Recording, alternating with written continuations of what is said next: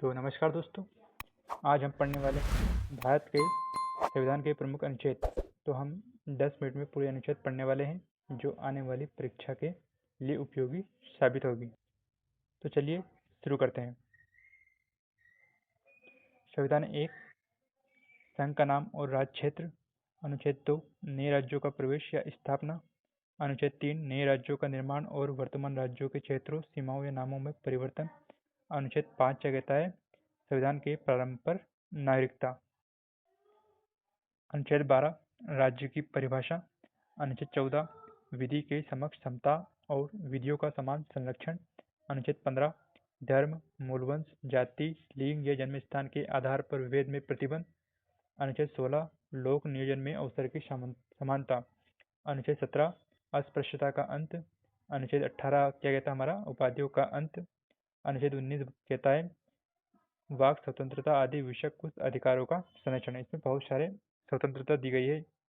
अनुच्छेद 20 अपराधों के दोष सिद्धि के संरक्षण।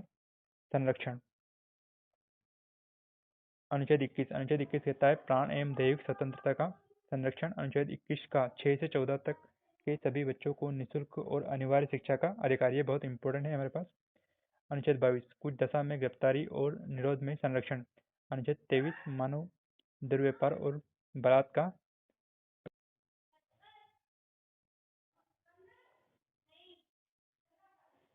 आर्टिकल 24 कारखानों आदि में बालकों का नियोजन कर प्रतिबंध। अनुच्छेद 25 से कहता है अंतःकरण और धर्म को रूप में अपनाने, आचरण और प्रचार करने की स्वतंत्रता। अनुच्छेद 19 से कहता है अल्पसंख्यक वर्गों के हितों का संरक्षण। अनुच्छेद 30 यह बोलता है शिक्षण संस्थाओं की स्थापना और प्रशासन करने का अल्पसंख्यक वर्गों का अधिकार। अनुच्छेद 32 संवैधानिक उपचारों का अधिकार। अनुच्छेद 39 का समान न्याय और निःशुल्क विधिक सहायता। अनुच्छेद 40 बोलता है हमारे पास ग्राम पंचायत की स्थापना या प्रावधान। तो दोस्तों हम वही पढ़ रहे हैं जो सिर्फ इम्पोर्टेंट है, बाकी हम स्किप कर रहे हैं। अनुच्छेद 44 बोलता है नागरिकों के लिए एक समान सिविल संहिता।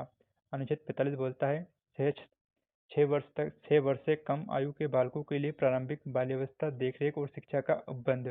आर्टिकल 48 बोलता है हमारे पास कृषि और पशुपालन का संगठन। अनुच्छेद 48 का है हमारे पास पर्यावरण का संरक्षण तथा संवर्धन और वन तथा वन्यजीवों की रक्षा। अनुच्छेद 50 हमारे पास है कार्यपालिका का न्यायपालिका से पृथक्करण। अनुच्छेद 51 बोलता है हमारे पास शांति और सुरक्षा की अभिवृद्धि। आर्टिकल 51 का हमारे पास है मूल कर्तव्य। अनुच्छेद 52 है हमारे पास भारत का एक राष्ट्रपति होगा। अनुच्छेद 53 हमारे पास संघ की कार्यपालिका की सभी शक्तियां राष्ट्रपति में निहित होगी। अनुच्छेद 58 हमारे पास है राष्ट्रपति पद की योग्यता। अनुच्छेद 60 हमारे पास है राष्ट्रपति द्वारा शपथ या प्रतिज्ञान। अनुच्छेद 61 हमारे पास है राष्ट्रपति पर महाभियोग चलाने की प्रक्रिया। अनुच्छेद 63 हमारे पास है भारत का एक उपराष्ट्रपति होगा। आर्टिकल 64 हमारे पास है उपराष्ट्रपति का राज्यसभा का पदेन सभापति होगा। अनुच्छेद 72 हमारे पास है राष्ट्रपति की समाधान शक्ति। आर्टिकल 74 हमारे पास है राष्ट्रपति को सहायता और सलाह देने के लिए एक मंत्रिपरिषद होगा। अनुच्छेद 75 एक हमारे पास है प्रधानमंत्री की नियुक्ति राष्ट्रपति करेगा और अन्य मंत्रियों की नियुक्ति राष्ट्रपति प्रधानमंत्री की सलाह पर करेगा। आर्टिकल 76 जो कि बहुत इंपॉर्टेंट है, उसमें भारत का एक महान्यायवादी होगा। आर्टिकल 78 बोलता है संसद का गठन। आर्टिकल 85 हमारे पास है संसद के सत्र, सत्रावसान और विघटन। आर्टिकल 108 हमारे पास है कुछ दशाओं में दोनों सदनों की संयुक्त बैठक। आर्टिकल 110 हमारे पास है धन विधेयक की परिभाषा। आर्टिकल 111 हमारे पास है विधेयकों पर राष्ट्रपति की अनुमति। आर्टिकल 112 हमारे पास है वार्षिक वित्तीय विवरण। आर्टिकल 123 बोलता है संसद के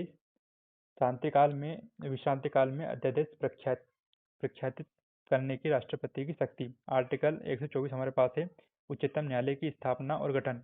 आर्टिकल 129 हमारे पास है उच्चतम न्यायालय का अभिलेख न्यायालय होगा, अन्य की उच्चतम न्यायालय का अभिलेख न्यायालय होगा। आर्टिकल 137 है हमारे पास निर्णयों या आदेशों का उच्चतम न्यायालय द्वारा पूर्वावलोकन। अनुच्छेद 143 हमारे पास है उच्चतम न्यायालय से परामर्श करने की राष्ट्रपति की शक्ति। आर्टिकल 148 हमारे पास है भारत का नियंत्रक महालेखा परीक्षक। आर्टिकल 152 हमारे पास है राज्यों के राज्यपाल। आर्टिकल 155 में है राज्यपाल की नियुक्ति। आर्टिकल 161 में है राज्यपाल की क्षमादान की शक्ति। जैसे हमारे पास राष्ट्रपति की क्षमता शक्ति थी, वैसे ही वैसे ही राज्यपाल की क्षमता शक्ति है आर्टिकल 161 में। अनुच्छेद 163 क्या बोलता है? राज्यपाल की सहायता और सलाह देने के लिए एक मंत्रिपरिषद होगा। आर्टिकल 164 ए बोलता है हमारे पास कि मुख्यमंत्री की नियुक्ति राज्यपाल करेगा और अन्य मंत्रियों की नियुक्ति राज्यपाल मुख्यमंत्री की सलाह पर करेगा। आर्टिकल 165 हमारे पास है राज्य का महाधिवक्ता। आर्टिकल 169 हमारे पास है राज्यों में विधान परिषदों का उषादन या सृजन। अनुच्छेद 200 कहता है राज्यपाल द्वारा विधेयकों पर अनुमति।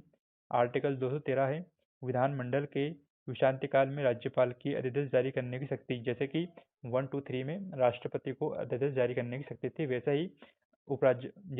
ही राज्यपाल को अनुच्छेद 213 के तहत विश्रांतिकाल में अध्यादेश जारी करने की शक्ति इसे भी सेम ही प्राप्त होती है।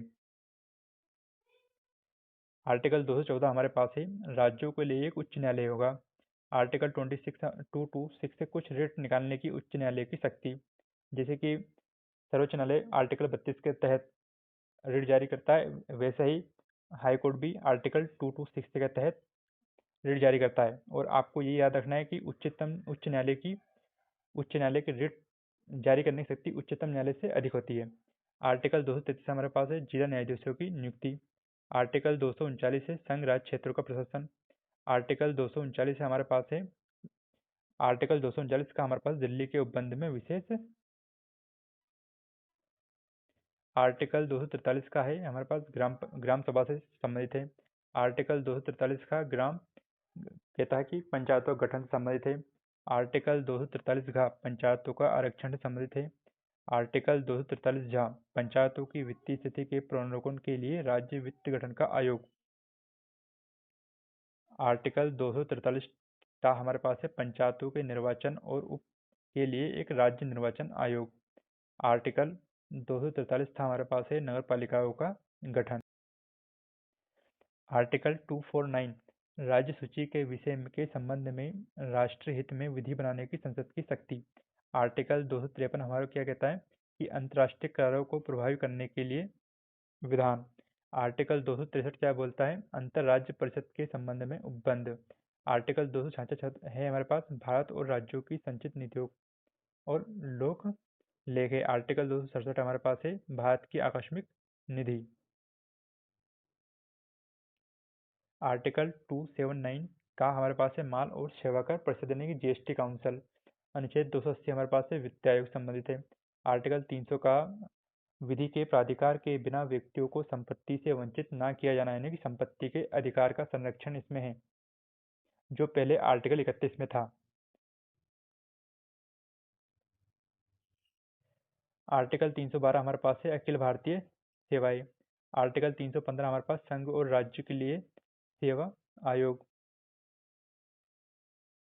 आर्टिकल 323 हमारे पास है प्रशासनिक प्राधिकरण। आर्टिकल 324 है हमारे पास निर्वाचन आयोग सम्मिलित है। आर्टिकल 330 हमारे पास है लोकसभा में अनुसूचित जाति एवं अनुसूचित जनजाति के लिए सीटों का आरक्षण। आर्टिकल 332 है हमारे पास राज्यों की विधानसभाओं में अनुसूचित जनजातियों और अनुसूचित जनजातियों यानी कि SC ST के लिए सीटों का आरक्षण।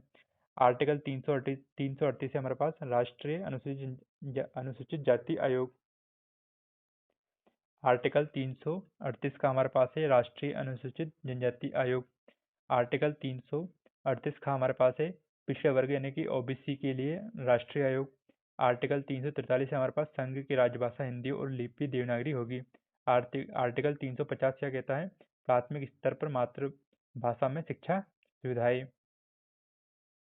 आर्टिकल 356 जो बहुत महत्वपूर्ण है राज्यों में संवैधानिक तंत्र के विफल हो जाने की दशा में राष्ट्रपति शासन का उपबंध। आर्टिकल 360 बोलता है वित्तीय आपातकाल। आर्टिकल 368 बोलता है संसद की संविधान का संशोधन करने की शक्ति और प्रक्रियाएं। थैंक यू दोस्तों। हालांकि ये मेरा पहला